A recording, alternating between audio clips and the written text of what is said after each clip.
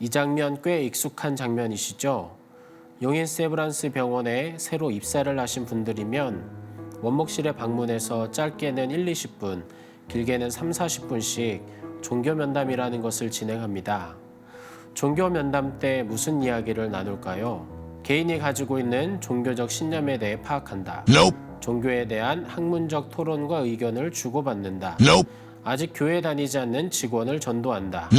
방문하신 분들은 아시겠지만 원목실은 입사 후 용인 세브란스 병원이 익숙하지 않는 분들을 환대하는 분위기 속에서 그분들을 지지하고 격려하는 방향으로 종교 면담을 진행하고 있습니다.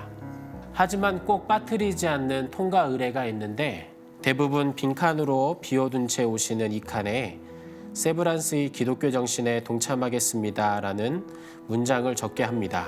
그렇다면 기독교 정신이 무엇일까요? 다양한 분들의 다양한 의견이 있겠지만 저는 사랑이라고 생각합니다. 저는 예수님의 삶과 가르침 그리고 십자가와 부활이 전하는 핵심 메시지는 사랑이라고 믿습니다. 세브란스의 기독교 정신은 결국 사랑이고 우리는 환자분들과 동료들을 사랑으로 섬기는 일에 동참하는 것이 기독교 정신이라고 생각합니다.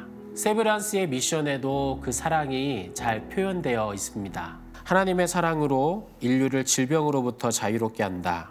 다른 수단과 방법이 아닌 사랑을 방법으로 삼는다.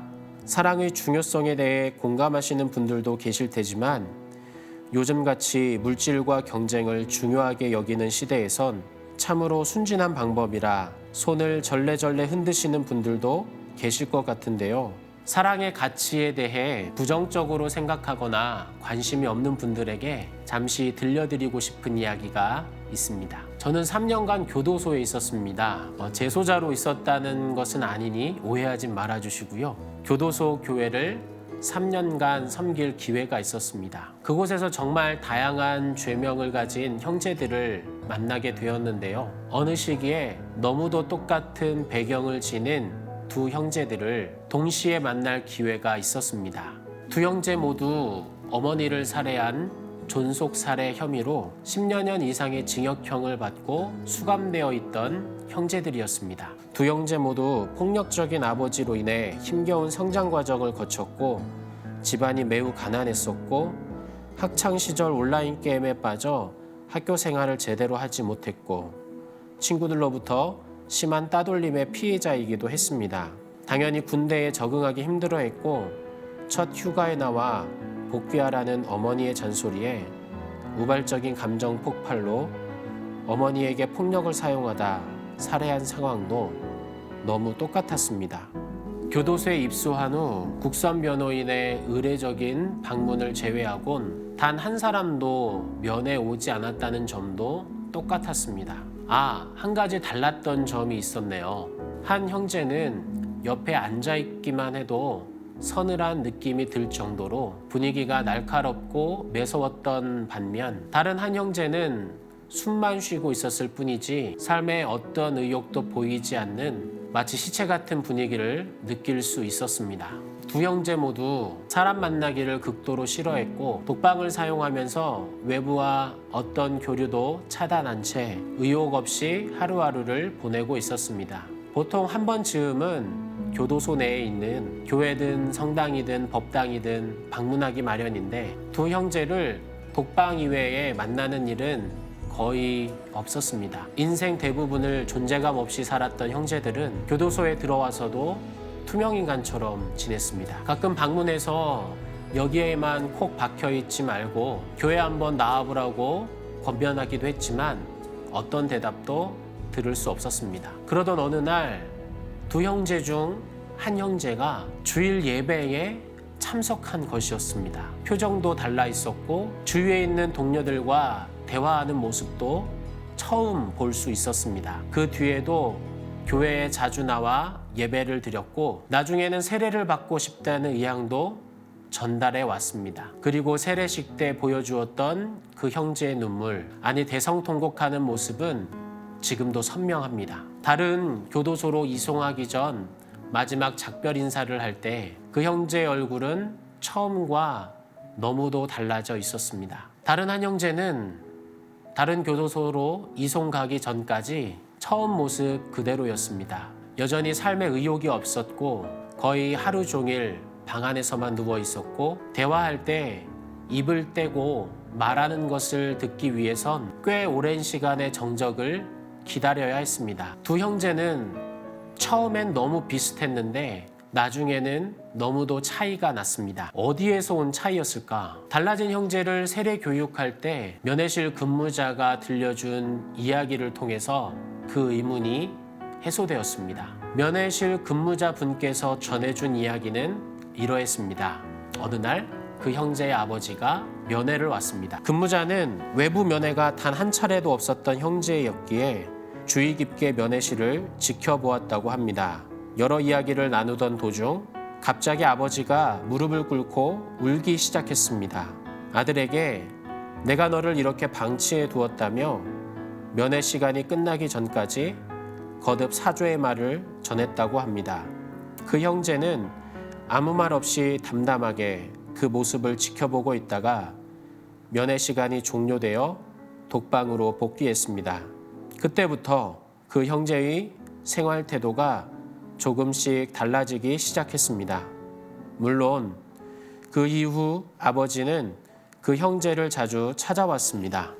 항소심 재판 과정에서도 적극적으로 나서기 시작했는데 냉소적인 친척들을 만나서 빌다시피 부탁해 재판에 도움이 될 만한 탄원서를 받아 재판정에 제출하는 등 아들을 돕기 위해 물심양면 지원을 아끼지 않았습니다. 세례 교육할 때 그 형제가 한 번은 눈물을 훔치며 이런 이야기를 했던 적이 있었습니다. 살면서 단 한 번도 사랑받는다는 느낌을 가져본 적이 없어서 예수님 사랑 말에도 그게 뭔지 도저히 알 수가 없었습니다. 그런데 지금은 좀 알 것 같아요. 아마 지금 아버지가 저를 위해 애쓰고 계신 모습이 사랑이 아닐까 생각해 봅니다. 아버지의 뉘우침과 사랑이 그 형제를 조금씩 바꿔가기 시작했습니다. 그 사랑은 결국 그 형제를 무릎 꿇게, 아니 엎드려지게 만들었습니다. 자신이 저지른 끔찍한 범죄에 대해 처음으로 진심으로 사죄를 하기도 했습니다. 돌이킬 수 없는 범죄에 대해 고통스러워했고 아마 죽을 때까지 그 죄책감을 평생 안고 가야겠다는 그런 말을 전해오기도 했습니다. 그 형제의 극적인 변화가 너무도 감사하고 신기하여 다른 형제에게도 어떤 변화가 생기길 원했습니다. 하지만 그 다른 형제를 찾아오는 사람은 단 한 명도 없었습니다. 20년 이상 감옥 생활을 해야 할 텐데 그 시간 동안 아무도 면회 오지 않을 것 같다는 안타까운 마음에 다른 교도소로 이송 가기 전 한 교회와 연결을 해주었습니다.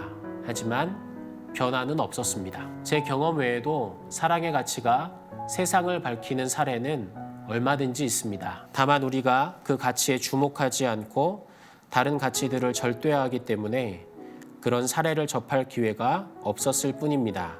조금만 사랑이라는 가치에 눈을 돌려보면 아마 여러분 주변에서도 이런 일들이 일어나고 있을 것입니다. 예수님의 사랑 아직 살아있네. 우리 구성원 중 대부분은 몸과 마음이 많이 약해진 환자분들과 보호자분들을 최일선에서 만나는 의료진들입니다. 각 선생님들께서 환자와 보호자를 완전 내 가족처럼 감정이입하여 돌보는 것은 불가능에 가깝습니다. 하지만 우리가 보여주는 작은 사랑들이 모여 커다란 사랑의 크기가 될 수는 있습니다. 어쩌면 한 사람의 전폭적인 사랑보다는 여러 사람의 작은 관심과 친절, 그리고 사랑이 모여 보여주는 힘이 더욱 강력할지 모릅니다. 환자들뿐만 아니라 우리가 병원에서 만나는 많은 구성원들 간의 관계도 똑같습니다. 이상한 누군가를 배제하고 소외시키는 것이 아니라 작은 사랑과 관심으로 어떤 사람의 이기심과 이상함이 조금씩 변화되길 소망합니다. 하나님의 사랑으로 인류를 질병으로부터 자유롭게 한다. 거창하게 들릴지 모르는 미션이지만 우리의 사랑이 일상 속에서 만나는 누군가의 몸의 질병 그리고 마음의 질병을 낫게 하는 중요한 가치가 될 수 있습니다. 우리 용인 세브란스 병원이 다른 기관에 없는 그 놀라운 가치인 사랑을 실천할 수 있는 그런 기관이 되길 함께 기도해 주시길 바랍니다.